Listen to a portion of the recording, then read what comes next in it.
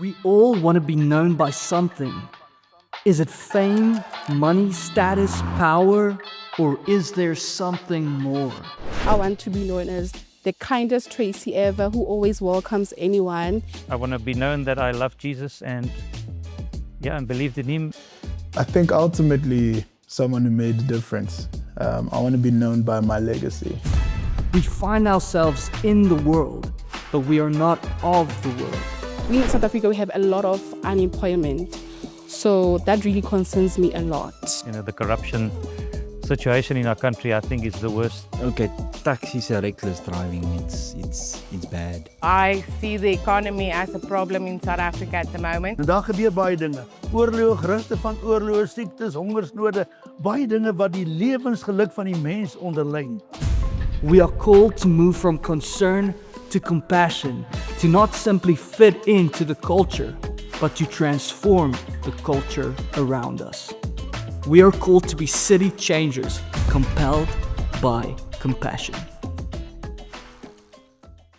It is so wonderful to be with you this morning, and we're in week 2 of our newest sermon series called Compelled by Compassion. And if we think about what we've spoken about in the last few series leading up to this one, we are reminded this morning that our year theme, marked by His glory, known by His love. You and I are marked by His glory the day that we realigned and repurposed our lives as sons and daughters of the King. We are marked, the carriers of His glory. But now the challenge becomes, we've received this glory, we've received His love, and now we should be known in our communities, at our workspaces, in the places that we frequent. We should be known by His love. 2 Corinthians 1 verse 3 to 4 starts by saying, "Praise be to the God and Father of our Lord Jesus Christ." The Father of what? The Father of good feelings? The Father of great celebrations? No, the Father of compassion and the God of all comfort, who comforts us in all our troubles. Why? So that we can feel good about it, so that we can have a gathering coming together and celebrating what God has done, so that we can comfort those in any trouble with the comfort we ourselves receive from God. It's like this morning I give you an example of telling you how amazing Coca-Cola is. And I have a can of Coke that's been in the fridge for 12 hours. And the last hour of that 12, it lay on the deep freeze ice. When it stands here, you see the condensation happening, the cold. And then I open it and I say, wow, isn't this Coke nice? Do you have any idea how nice that Coke is if I don't share it with you? You have no premise of what I'm speaking about. This scripture challenges you and me. We have received His compassion. We have been comforted, not for our own benefit, but so that we can become the comfort, the compassion to those around us. That statement on the wall saying we are a family on mission to alleviate pain, to fight systemic brokenness. It's not just slogans, it's what we have been designated and marked by, and now we need to choose to be known by His love. So that we can comfort others and we can transform them through love. You and I are not just asked, but we are compelled by His work in us to act, to heal, and to restore. We are called to be more than just followers, but we are called to be partakers. If we just think about the story that we spoke about 2 weeks ago about the lost son and the father, we are not called to be just a son, to be in the house of the Father, but we are called to become like the Father. We are called to show His heart and not just merely be recipients of compassion. We need to start to become the source of it to other people. In other words, we need to share the Coca-Cola that has been given to us. God invites us to become like Him. And if we just think about the scripture speaking about His characteristics and who He is, then we know 1 John 4 verse 8b says God is love. That's His nature, it's His character. It's undeniably who He is. And when we're in relationship like Him, think about our mandate, knowing God. In our journey with Him, getting to know Him, we start becoming like Him, which translates in us knowing God, loving people. And how many times have we said it over and over and over? Love is not a feeling. It is a verb. It has an expression. So we have been marked by Him. We know Him. We start loving what He loves. And now we need to show that love. We are called to become like the Father, to share this compassion. He's the one who runs, who loves and restores. God invites us to journey with Him. But it's important for you and me to realize this morning, love is something that is so ingrained in our identity, and it needs to flow from our understanding of who we are. Colossians 3 verse 12 says, clothe yourself with compassion. Now I know this morning, as we were readying ourselves for church, a few of us took a few hangers and it's still lying on the bed. Because the clothing that we thought we were going to wear either didn't fit the mood, it didn't fit the atmosphere, maybe it was too cold, maybe it was too warm, or maybe it just doesn't fit the same anymore. Whatever the reason might be, we have been clothed with a new cloak when we were redeemed and realigned. We are not an old clothing filled or an old jar filled. We're a new jar. So we have been clothed with His compassion. And now we are compelled to wear that so that people can see that. It's always amazing that when we are dressed and we feel comfortable in what we wear, we'll come out of the room and say, do you like what I've got on? Because the clothing represents in that moment who I am. We are clothed with His compassion, His grace, and His love. And we should be known by what our attire says we are. But sometimes we get caught in the narrative of the world that we don't shine who we are. And we allow the world to dictate who we think we are. But God comes through His word today and says, you have received. You are not receiving. It's not a payment plan or a step plan, a 6-month plan. You have received everything that I have entrusted to you. Just wear it, flaunt it, and own it. That's how we should live. Colossians says it so beautifully. Clothe yourself. So what's he trying to say?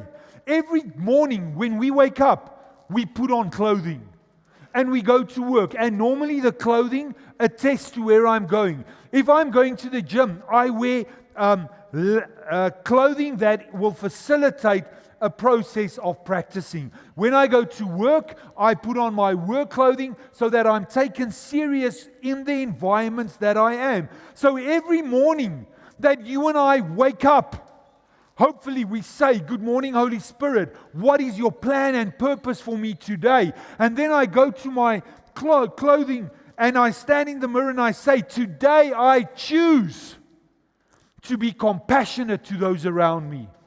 Today I choose to reflect your love, your grace and your mercy, because it's a posture that you and I need to facilitate every day of our lives. Let's quickly be honest. We wake up many times and we feel like, I just want to pull the blankets over my head. Hello? Or is it just me? No, there's a few of you. But what do we do then? We have responsibility. We have a place to be. We get up although we don't feel it. Love is an action. We sometimes don't feel it. But luckily, God never asks us do you feel it? He just says, express it. Because I've already given it to you. And here's the beauty of it, guys. The more we enact the love, the more we become the love because it's already in us. And it becomes the nature that has been entrusted to us, and it becomes the relevant way. So it's a consistent crucifying of the old self, the what I want to what God purposes, until it becomes the posture that I live from. True compassion is not just what we do, it's who we are in Christ. When you know you are loved, your whole demeanor, your actions, the way you live changes. And why? Because you start understanding your identity. I am who He says I am. You are my beloved. Before we could do anything, before we could do something right, before we realigned our lives with Him, we were already beloved. Because that's His nature. And we're going to see it now in the Father's heart that challenges us to become like that. John 13, verse 34 to 35 says, love one another as I have loved you. Let me just quickly say to you this morning, church, it's a big measure.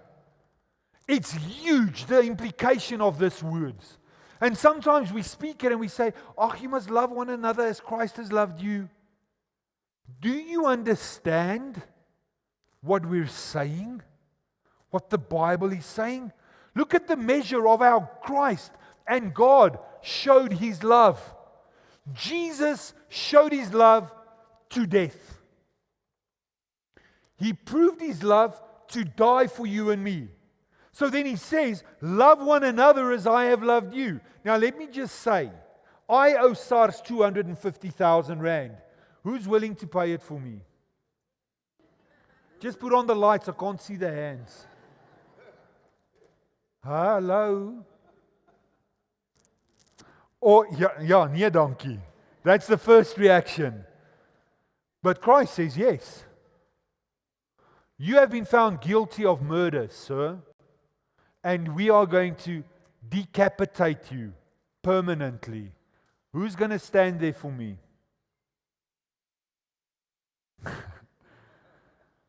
You see, it's very nice and it sounds eloquent when we say it, brothers and sisters. Hallelujah. You must love one another as Christ has loved you. Let us take grace. Sounds good, eh? But that's the measure of us being marked by His glory, expecting us now to love one another as He has loved you and me. And can you fathom? Can you and I think how our community will look if we start loving them the same way He has loved you and me? If we reach out without prejudice, without ideas of where they are and what they've done, and just love them the same way Christ has loved you and me. Thank God He didn't hold me accountable for the stupid things I've done. He just loved me. He just loved me. But sometimes we, as believers, have this rhythm in our minds of thinking people must be perfect before they're allowed in the presence of the church. But then I'm reminded that Christ worked with broken furniture.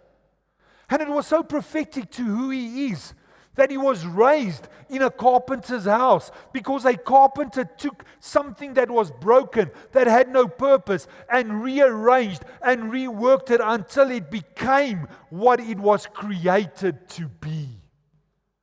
And you and I are spiritual carpenters, placed in a place like this for a time such as this. Listen to what Philippians 2 verse 1 to 5 says. Is there any encouragement from belonging to Christ? Any comfort from His love? Any fellowship together in the Spirit? Are your hearts tender and compassionate? You see it, He lays the foundation. How is this benefiting you in your relationship with God? Is it making you tender and compassionate? then make me truly happy by agreeing wholeheartedly with each other, loving one another, and working together with one mind and purpose. Choose to do this. And then he admonishes and warns and says, don't be selfish. Don't open the Coca-Cola and drink it by yourself. Share it. He continues and says, don't try to impress others. Be humble, thinking of others as better than yourselves. Eina. I shared an example of people that I was in my church in Polokwane. And they were in the church before I was there. I think they actually built part of the church. And they would normally sit in the church where the Kabeles are sitting now. And they would always be early in the church, and that was their seats, Yanni and his 3 sisters. And I remember one day visitors were in the church, and they were there early, and they sat there. And I see this playing out, where Yanni and them go to this space, and the people are on their seats, and they go stand in front of them like this. And now they are standing, and you know that huffing and puffing. You know something's happening, but these people have no idea of what's going on. And at one stage you can see them uncomfortable say, good morning. And the first reaction is not good morning, they say, are you gonna move? Now that's new people. Do you think they'll ever come back to that church? Luckily they did. I rushed down and I said, Morum Yanni, how are you guys? And good morning, it's nice to meet you for the first time. And I take Yanni to the side and said, Yanni, yeah, but we've been sitting there for 25 years. Is it shaped like your bottom? It fits perfectly. Why is it your seat? Did you buy it? Now I want to ask the question. If we can react like that about a seat or a parking space or a queue in Pick n Pay, Lord help us. Because God's heart is that if there's one seat left at Boys to Men, and you really want to go and there's no tickets left, you can have my ticket. I don't have tickets, don't come and ask me. I just want to say they're all sold out, just by the way. Don't be selfish, be humble. Think about others better than yourselves. Don't look out only for your own interests, but take an interest in others too. How are you? Yes, Frikkie, yeah, quickly take me for coffee. No. How are you? Really wanting to know. You must have the same attitude that Christ Jesus had. Why did he come? He came to show the Father's heart. He lived out compassion in practical ways. As I have loved you, now do the same. You see, compassion is evidence of our resurrected life, that we are now in alignment with what God purposes and plans for us. And in Luke 15, when we read the story of the Father came to show His love and His compassion, and Jesus revealed that love to you and me. If you think about the Father, I just want to spend a few minutes on this. There's 3 movements to this Father's heart in how the Father and Jesus responded to brokenness. To become like the Father, it is to allow God to reshape the way. The movement of the Father, number 1, is how we see, how we feel, and how we respond. And let me just quickly say, it takes spiritual vision to be able to see the way He sees, to feel and to respond the way it is. It is to start seeing people the way God sees them. And the challenge is the way you experience God seeing you becomes the way that we see. When we drive out of here and we drive in our community and we see the brokenness on the street corners and we hear people speak, what stirs in our hearts? Because to be compassionate is to be spiritually aware. It's to look beyond the surface. A while back, I'm asking someone, how are you? And she says, no, fine. And I'm saying again, joking with her, but how are you? And she says again, I'm fine. And the third time I said it, she burst out in tears. And I thought that was not the reaction I was looking for. But sometimes we quickly say, how are you? Just to move on. How are you? Because I'm not asking to just tick a polite box. I want to know how you are so that I can help you if you're broken and if you're hurt and you're in pain. It's having insight, looking beyond labels, looking beyond mistakes, but to really get to the heart of the problem. Seeing potential in everyone, just as the Father saw His Son far away. It's such an amazing story. If you think about the story of the Father, and I just want to take you for a moment to a person that works with valuable jewels. He sees this stone that you and I think is a doorstop or something that we can build a fire with, but he knows gemstones, and he sees this is an uncut diamond. He doesn't see the outside as bad. He sees this that he's going to work with and mold it and clean it and bring forth the identity that is hidden beneath this dirt. Others see a dirty stone. He sees a valuable commodity. You and I need to stop looking at people around us and judge them on their decisions. You are where you are because you chose. You don't work because this. You are in this because of that. God looks at us and He sees potential. When the Father saw His Son, remember His Son chose against relationship. His Son couldn't wait for His Father to die, so He asked Him for His inheritance so He can go.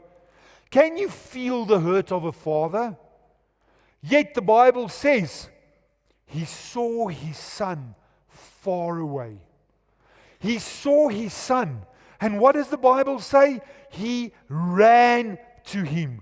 Because Luke 15 verse 20 said, He was filled with compassion. The Greek word, splachitsumai, is more than just an emotion. It's an emotion that drives you, that enforces you to make a difference.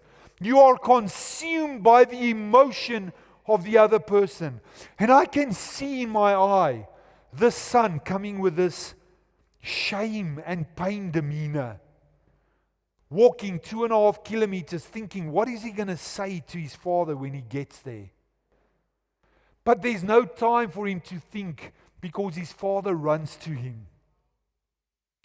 And just think about, and many times it's a spiritual metaphor, because when people are going through pain and emotion, there's a lot of baggage that they wear. This son physically wore emotional baggage, didn't understand who he was, but he was covered in filth. I mean, his companions were pigs. He smelled like them. This father didn't put him at a distance and say, first clean yourself. He ran into him. He hugged him. He cleaned him with his tears. He kissed him. This son trying to explain his shame and pain and say, leave me, I'll be a slave. You can never be a slave because you are a son. You have an identity. I see the potential in you. You have been redeemed, realigned, repurposed, refocused. You are my son. I have compassion for you. And you and I have the capacity to be that same compassion to those around us. It's something that forces us to climb into the mud, into the pigsty with the people that are there. But many times we want a quick fix. People are hungry, what do? Soup bottles. People hurt, what do? A quick course. We put a band-aid on the sore instead of getting into the origin of the sore and cleaning it from the inside so that the outside gets healed. And how do we do that? By sometimes stopping and reflecting and listening. We know that saying so well. People do not care how much we know until they know how much we care. People don't immediately need a Bible verse from us rebuking them in where they are. They need people to hold their hand and cry with them. They need someone to value them. And in our community here today, there's a word that we use, Sawubona. And it's more than just a greeting. It means, I see you. What do I see? The outward, the nice shirt, the Levi pants I have on. No, I see you. I see your pain. I see your hurt. I see your gladness. I see you for who you are. But we live our lives so busy that we say Sawubona, but we don't see. And then many times we hear of somebody going through something and we say this following words, I didn't know. I wish I knew. Maybe we should stop, stand back and evaluate. Maybe we should allow God in the mornings to work to our hearts and ask Him, make me sensitive, Lord. Make me compassionate, that today will be a red letter day in the people entrusted in my environment. Pause before we speak or act. Take a moment to allow the Holy Spirit to guide us and lead us. This will transform the way we respond from a mechanical answer, thinking we know everything, into a heart-to-heart impression to the people that are around us. I am moving forward by understanding that you and I need to learn to move. The Father, what I want to take you back to that picture again, did not wait for His Son like this. So what are you doing here? I told you you'll be back. I told you you'll grovel. I told you you'll beg. He was moved. He ran. The Father ran. If we are going to wait for our environment, for our workspaces, for people to come back, it might be a very long wait.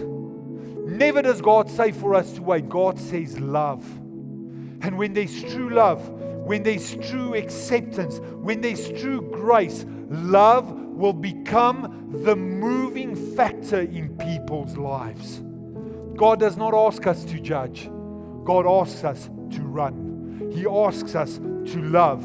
He ran to His Son, verse 20, part B, and threw His arms around Him and kissed Him. I don't know about you.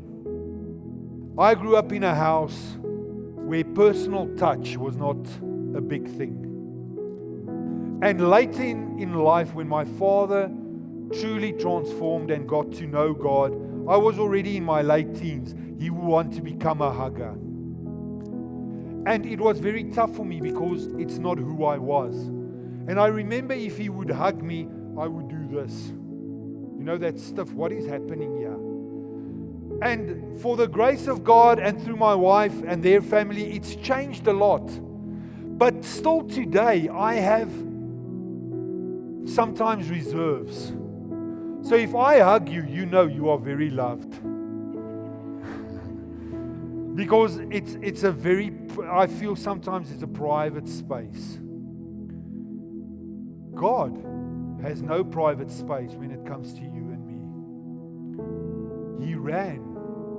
And what was deemed in the eyes of the world as unclean and filthy, he couldn't even see it. May God and His capacity that He has given us, may that become the mandate in how we interact and live with people around us. May we run into them and create space where they feel love. The Father breaks all the social rules.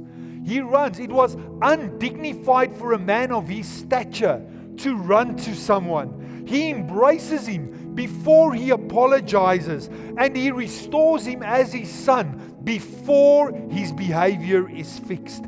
He became a safe landing place for his son. And today our prayer for us as Doxa Deo in our community, our goal as a church is to create an environment where shame in people's lives dissolve and identity is restored, where pain is healed and people can live in who they were created to be. You see, in Luke 15, and with this I'm closing, the Father explicitly described with the same word used for Jesus, this compassionate. And he entrusts it to us. In Matthew 14, Luke 15, it's the same thing. Jesus saw this crowd and he stepped from the boat and he had compassion. Luke 15, compassion. Matthew 14, the same word. Splachitsumai. It's the same word that challenges you and me to look at the crowd and feel compassion. You see, when Jesus looked at the people, he had compassion. When the Pharisees looked at them, they criticized their sin. May we not become so worldly minded that we live as Pharisees, but live as the Father. And I just want to say in closing the following. Compassion is not a personality type. Oh, you are a softie. It's easy for you to relate to people. It's not a personality type. We are marked by His glory. And we should be known by His love. Because it is in you and me. Do you know God? This morning, wave to me. Then you have been marked. You cannot take away the mark, but you can choose to hide His love. God mandates us that people will look at us and will see His love, see His compassion expressing through our lives. And I invite you for a moment to close your eyes with me. And I want you in your mind this moment. We all know what prophecy is. But I want to put you into that space where you see yourself becoming this love. Seeing, hearing, running. Marked by His glory.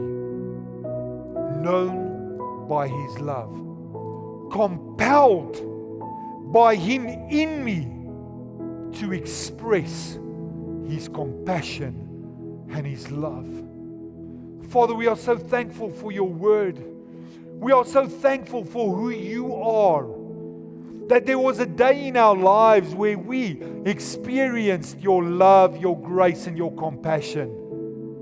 Not doing anything, but you running to us and seeing us for who we are and loving us unconditionally. And today we understand that we have been empowered to be your hands extended, to be your feet, to be your grace, to be your love, to be your compassion. And I pray, Lord, that we will take up this responsibility and enact the same way you expressed your Father's heart to us on earth. And how your Holy Spirit entrusts that reality to us. May we be sensitive. May we be wise. And may we stop having excuses. May we live and may we express and may people see you in us. And above all else, may we be known by your love, is my prayer in Jesus' name. Amen.